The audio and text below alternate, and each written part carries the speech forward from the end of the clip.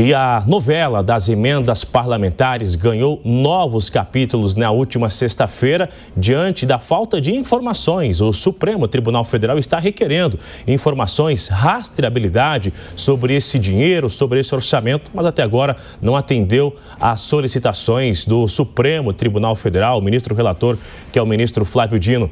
A Marília Ribeiro é quem tem mais detalhes. Após relatório feito pela Controladoria Geral da União apontar que 13 organizações não governamentais não fornecerem transparência adequada ou não divulgarem informações sobre emendas, o ministro do Supremo Tribunal Federal e relator do caso, Flávio Dino, suspendeu o repasse dos recursos para as ONGs. Dados colhidos pela CGU mostram que metade das 26 ONGs que são fiscalizadas não possuem mecanismos adequados de transparência e que apenas 4 ONGs promovem a transparência das emendas.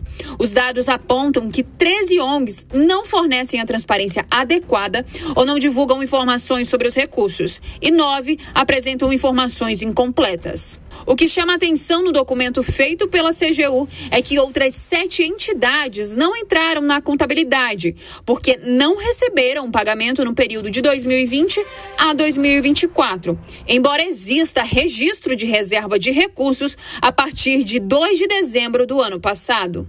Na decisão desta sexta-feira, o ministro Flávio Dino determina a realização de auditoria da CGU nas ONGs que não seguem os critérios de transparência e estabelece o prazo de 60 dias para a apresentação de um relatório sobre o tema. Dino também encaminha a intimação das outras 9 entidades que não atendem aos critérios completamente para que cumpram a determinação de transparência no prazo de 10 dias.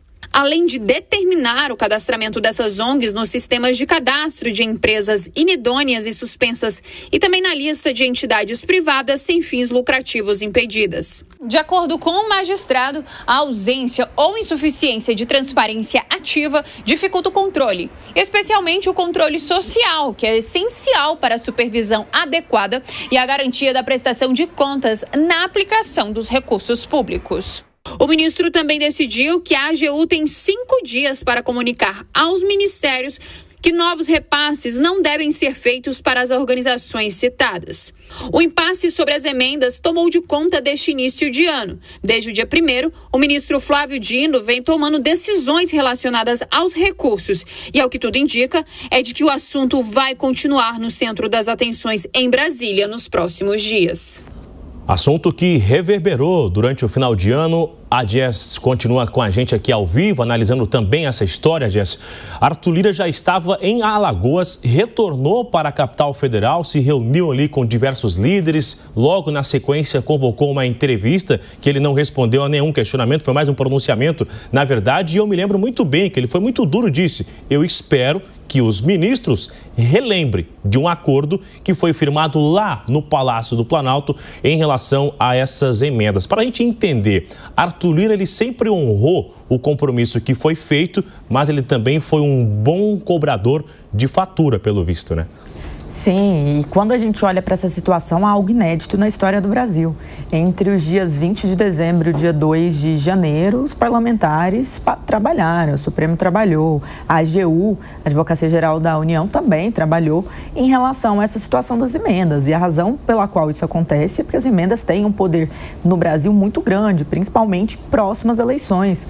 Quando a gente olha para as emendas parlamentares, nós precisamos entender que é como se fosse o deputado ou o senador dando algo de volta à população que o elegeu. Então, por isso, muitas das vezes, esses repasses vão, por exemplo, a uma prefeitura e dentro dessa prefeitura se faz um hospital e aí, quando você que está em qualquer cidade do Brasil já consegue imaginar um prefeito ao lado de um deputado agradecendo ali ao hospital e isso, com certeza, atrai atenção para aquele parlamentar que tem como expectativa manter a sua base eleitoral com ele. Então, assim, este é um assunto, este é o assunto de maior importância dentro do Congresso Nacional. Não se engane, não à toa essa situação toda, esse imbróglio tomou contornos até mesmo dramáticos. A reunião, a qual o Bruno bem mencionou aqui, aconteceu ali no meio do ano, quando houve também um bloqueio e aí o presidente da Câmara, Arthur Lira, foi a esta reunião conjuntamente com outros nomes do Legislativo,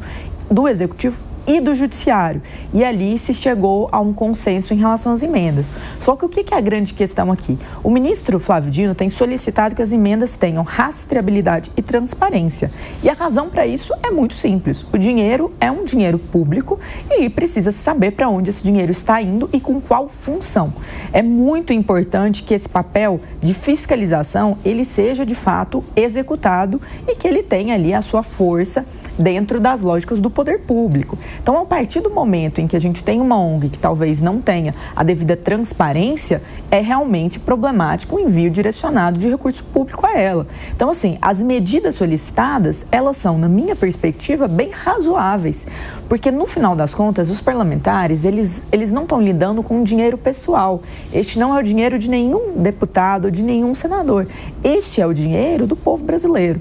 E vou até além. Recentemente, ali nessa semana, nós tivemos uma decisão do presidente Lula que vetou uma legislação que estava em curso, que estava sendo criada, que proibiria ao Supremo Tribunal Federal bloquear emendas impositivas. Para você que não sabe o que são emendas impositivas, as emendas impositivas são aquelas que têm que ser executadas obrigatoriamente, que nascem dentro da figura do deputado mesmo, ou seja, elas não são concedidas, elas são desde a origem daquele parlamentar.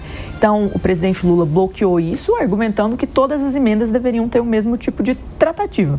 Então, ou seja, o bloqueio, caso solicitado pelo Supremo, deveria passar. E isso ainda agravou mais essa situação de crise política que nós estamos vivendo entre os poderes no final de 2024 e no começo de 2025. O presidente da Câmara, Arthur Lira, ainda chegou a mencionar ali no final do ano uma postura mais grave em relação a toda essa situação, porque vem um risco grande para as questões orçamentárias do país. Muitas prefeituras estão esperando esses recursos. Não à toa, o ministro Flávio Dino até liberou algumas dessas emendas para cumprir o teto ali constitucional mínimo da saúde. Mas sem dúvidas nenhuma, Bruno, esse é um dos assuntos mais quentes e mais intensos que está acontecendo em Brasília e promete ainda movimentar muito a capital federal.